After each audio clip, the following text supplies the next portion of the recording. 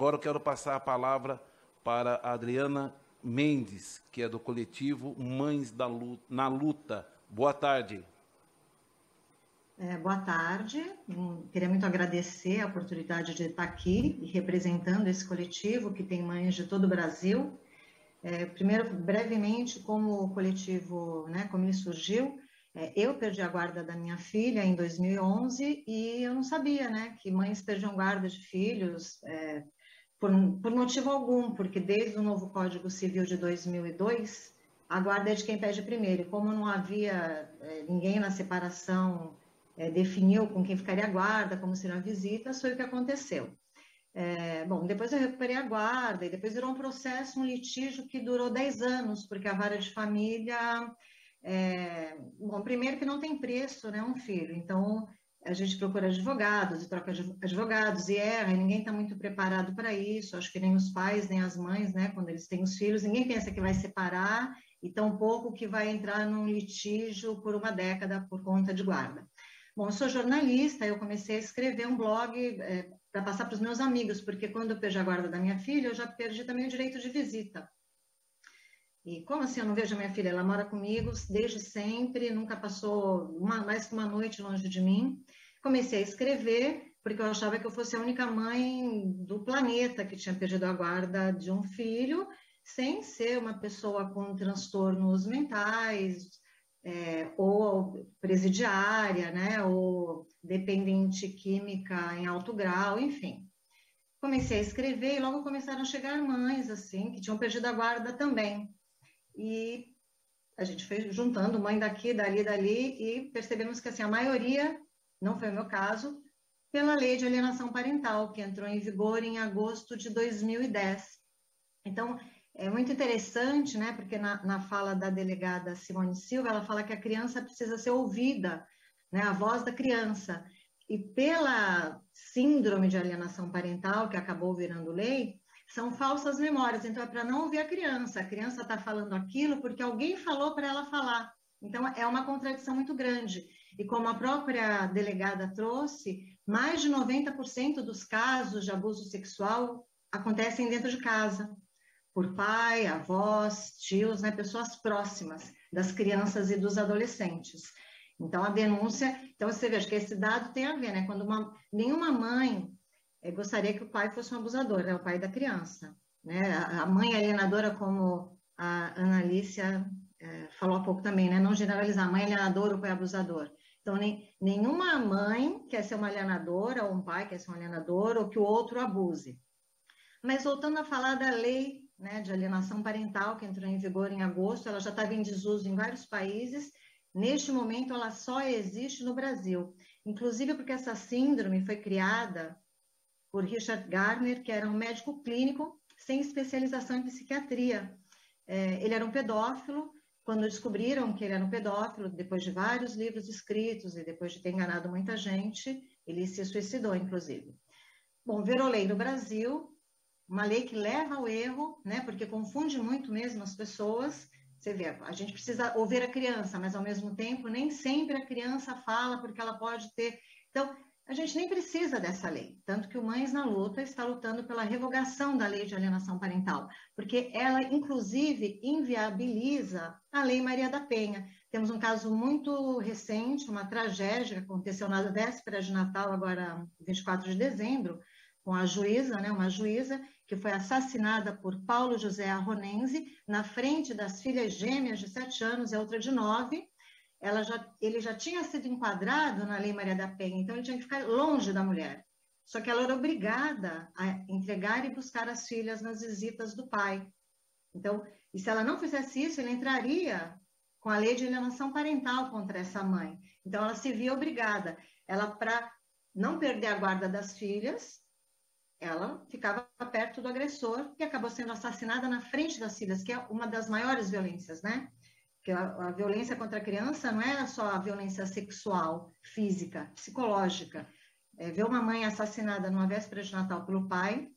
Bom, falando aqui de outra tragédia também recente, porque foi em março de 2019, o menino Bernardo, não lembro sobre o nome dele agora, no Rio Grande do Sul, Ele, com 11 anos, ele sozinho foi ao fórum fazer uma denúncia de maus tratos contra o pai e a madrasta, porque a mãe dele já tinha morrido de forma também um tanto nebulosa. Até hoje não se sabe muito bem como foi a morte da mãe desse menino, Bernardo. E ele foi até o fórum.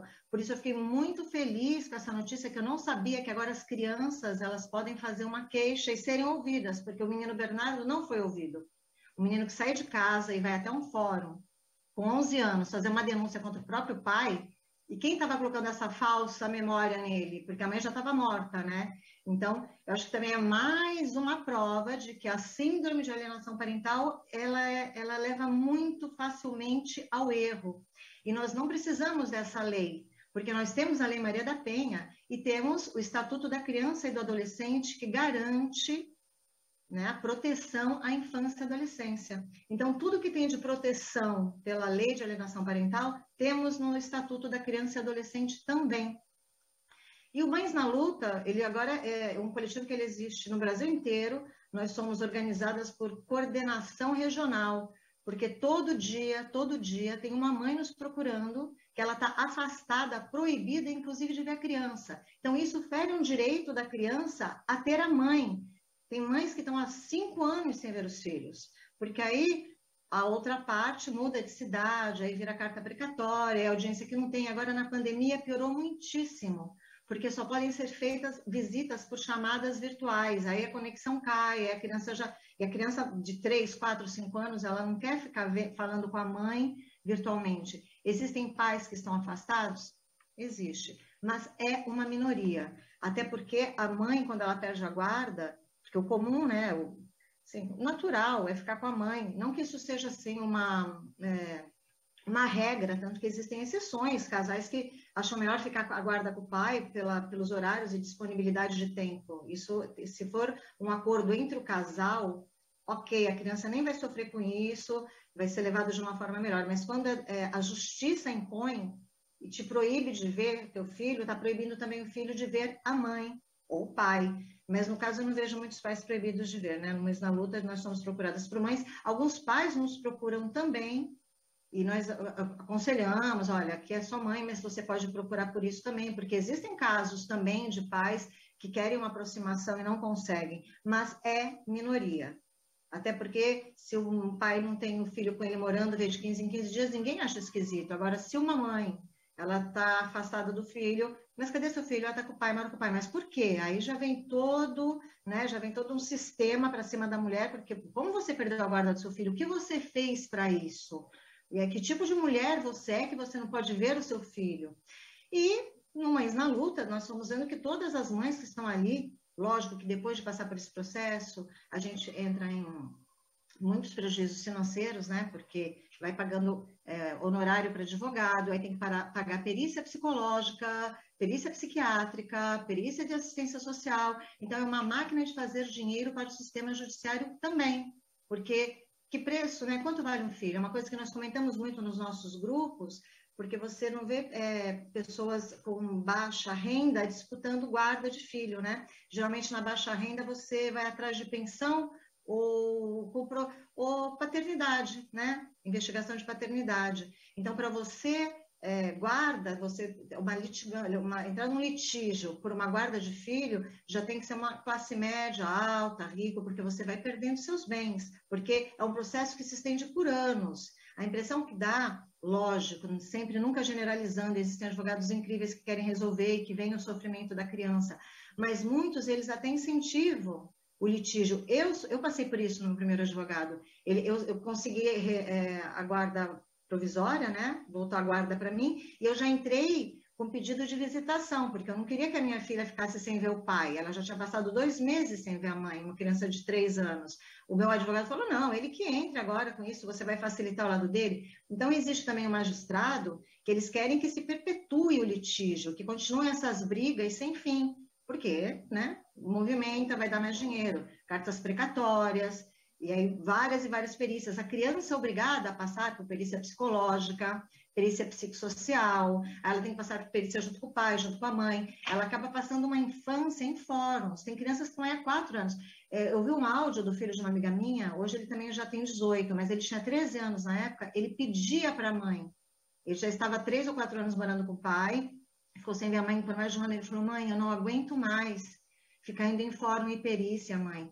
Eu sei que você me ama, eu sei que você não desistiu de mim, mas toda semana ter que ir para fora de 13 anos, passar por esse processo de amadurecimento e ser obrigado a passar uma infância, uma pré-adolescência em fórum, sendo periciado, falando com psicólogos que ele nem quer falar, porque assim, né, para você falar com um psicólogo, tem que ter uma empatia, e depende de cada hora que você está com um psicólogo diferente, vai cair em outra vara.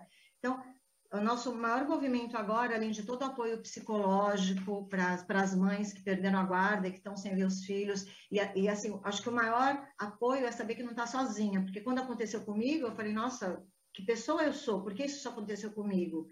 Não, aconteceu com muito mais gente. É triste saber que isso acontece com mais gente, porque são mais crianças que estão crescendo nesse litígio. Então, é muito triste saber disso, mas a gente fica mais forte junto. E como a gente chegou à conclusão de que tem muita mãe perdendo a guarda quando desconfia que o pai está abusando ou quando denuncia. Porque a partir do momento que ela faz uma denúncia de abuso, né, do pai, ela também não vai querer que a criança passe o final de semana sendo abusada por esse pai. Então, até que seja averiguado, ela não deixa o pai ver. Aí o que faz? Reverte a guarda unilateral para o pai, e aí a mãe fica anos sem ver. E muitas crianças ficam sendo abusadas por esse pai, por essa pessoa que tem a guarda. Então, a justiça dá a guarda para o abusador. Nós temos mais de 300 casos no nosso grupo de mães que perderam a guarda por alienação parental. E a criança fala assim, hoje mesmo era uma, que ela mandou para mim: o meu pai colocou o dedo na minha florzinha e doeu. Agora, o que a gente faz? Não acredita na criança? É uma falsa memória que a mãe está colocando? Ou a gente vai ter que acreditar que realmente o pai fez isso? É muito duro para uma mãe acreditar que o homem que ela amou e que ela teve um filho está fazendo isso com o próprio filho, com a própria filha. Uma outra criança está nos laudos. Ele fala que ele tomou o leitinho do pai e era um gosto de estragado. Quem colocou essa falsa memória na cabeça de um menino de 4 anos? A guarda está com o pai. Né? Então, a criança precisa ser ouvida? Precisa. A lei de alienação parental é o oposto disso. Ela fala que são falsas memórias. Então, há uma incoerência muito grande. E essa lei ela não é necessária, porque nós já temos a Lei Maria da Penha e já temos o ECA, que protege a criança. Essa lei só existe agora no Brasil, ela é um retrocesso, e é por isso que o Mães na Luta está lutando agora pela revogação da lei de alienação parental. Já temos várias deputadas e deputados do nosso lado. É uma causa que está juntando assim todos, essa polarização que está o Brasil conseguiu juntar nessa causa. Nós temos deputadas de partidos de direita, de esquerda, na mesma luta, porque quando a gente chega e explica realmente o que significa a lei de alienação parental, e a pessoa ouve, mas ouve assim, como se estivesse ouvindo pela primeira vez, ela entende que leva ao erro. E nem todo mundo que apoia a lei está apoiando a pedofilia, ela realmente ainda não foi bem informada, porque é uma lei que leva ao erro e ela não é mais necessária, ela nunca foi necessária, porque nós temos a Lei Maria da Penha e nós temos o ECA, e é só no Brasil que a lei de alienação parental existe. Muito obrigada, já está aqui terminando o meu tempo, já passo para a próxima pessoa, e agradecer muito essa oportunidade de falar aqui em nome do coletivo Mães na Luta. Eu que agradeço, Adriana. Essa fala sua é muito importante, não só a sua, como todos os que estão participando.